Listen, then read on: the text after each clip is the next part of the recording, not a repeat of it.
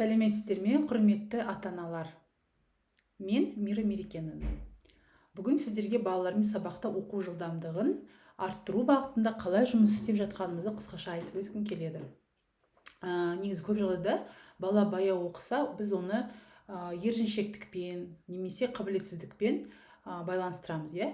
Ал шын мәнінде негізі балаға дұрыс оқу дағдысы әлі қалыптаспаған болуы мүмкін. Сабақ барысында біз баланы асықтырмай, қысым жасамай жұмыс істеуіміз керек. Негізгі қолданылатын әдістеріміз ол таймермен оқу. Сосын тоқтамай оқу дағдысын да қалыптастырамыз. Және сөзді әріптеп емес, тұтас көру. Бұл әдісті баланың зейінін күшейтіп, оқу кезінде сенімді болуына көмектеседі.